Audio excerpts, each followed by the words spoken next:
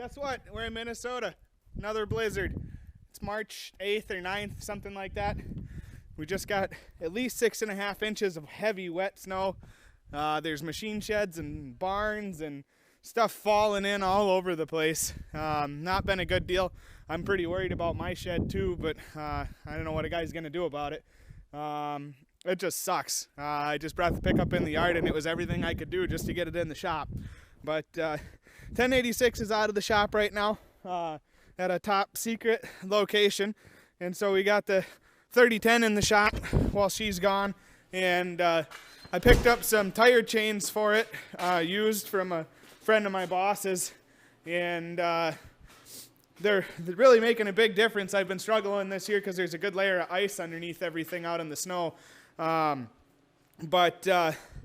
Basically, I put them on, and there's enough clearance between the fenders that I can drive the tractor, but not enough that they don't bang against the fenders. So what I'm going to attempt to do today is go ahead and move the wheels out just a little bit. The reason I say attempt is because this can sometimes be a real pain in the butt. But we're going to go ahead and have a crack at it, and I'll keep you guys along for the ride. All right, so the first thing we're going to do is a little thing I read about online. I'm not one of those people that believes everything I read online, but this sounded like a good idea. In case anybody's been following my other videos, my leg is still healing, but with all this new snow, it's going to be tough to stay off the snowmobiles, so we might be giving that a go tomorrow. But the first thing I'm going to do here is you've got 3 main bolts. You're going to loosen those bolts, and then you drive these ones in to loosen the wedge. But what I read online was some people take these ones all the way out first and spray some penetrating oil in there. So that sounded like a good idea, so I'm going to go ahead and take a crack at getting those ones out.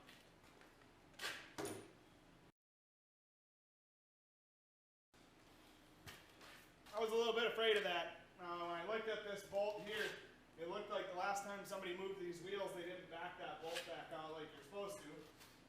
So that is going to be a problem. I'm not sure what I'm going to do about it, honestly, because I don't have a torch here, and I got a lot of snow to move. So I'm going to go ahead and take these 3 big bolts loose if I can and see if that maybe takes some pressure off of this one. If that doesn't work, I've got to get these wheels moved one way or another. The other thing that I can do is take my wedges loose and move it over a rib. So that's my plan B if I need a plan B.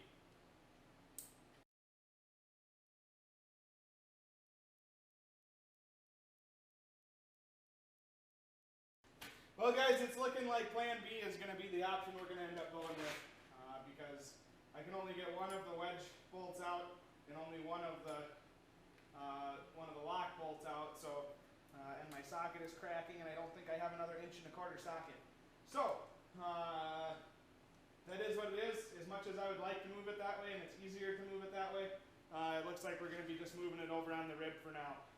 That's probably going to be a project for this summer, I guess, to move it out the right way. I came over to this site and had better luck, so I'm going to give it a try again. And I think taking some weight off of it helped.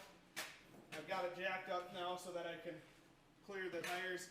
I didn't record that part because I did some things with a handyman jack that I'm not proud of, and I'd hate for somebody to see me get crushed if it was on video. So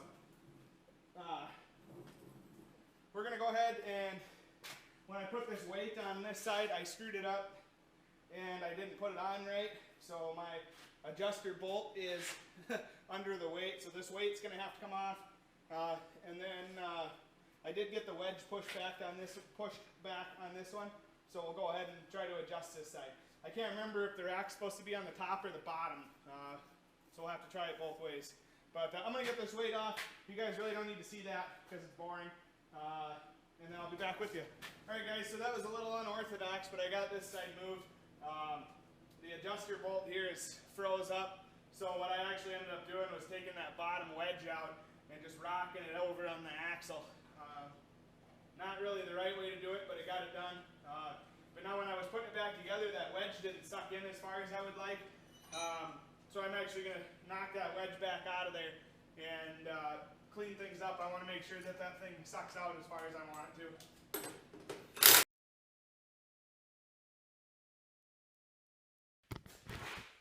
Alright, so I got the 3 big bolts out on this side.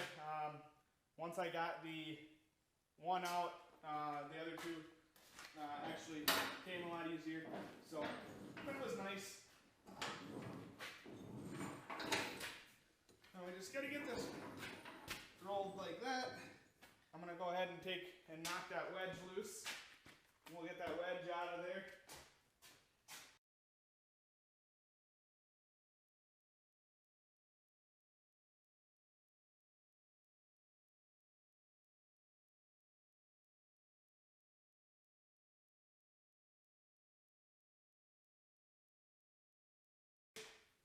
So I went and risked my life to get the fancy tool, and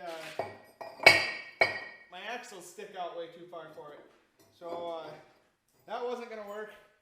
I basically was about ready to give up, and then I thought, you know what, why don't we turn it so that the wedge is at the top,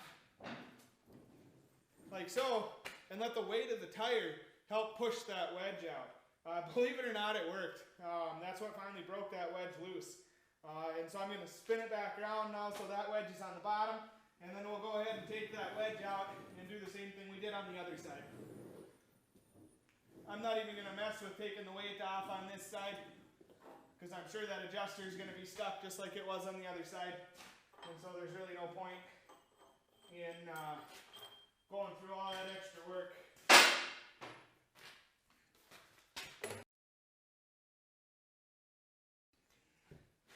Here's what she looks like if you've never seen one. So on that side we ended up at about 4 5/8 from the hub to the end of the axle shaft. Here we're about 5 1/2.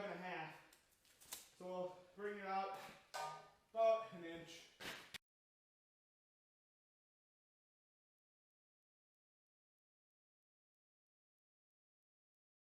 Alright guys, now the last step of doing it the wrong way, boy that's funny, is I just got to get everything lined back up. Normally this wouldn't be a problem because normally you'd use that screw adjuster to do this. But since we're doing it the farmer way, which it's a tractor so it makes sense, now I just have to rotate the rim a little bit to get the bolt holes and stuff lined up. So yeah, we're going to go ahead and do that here quick. Let's see.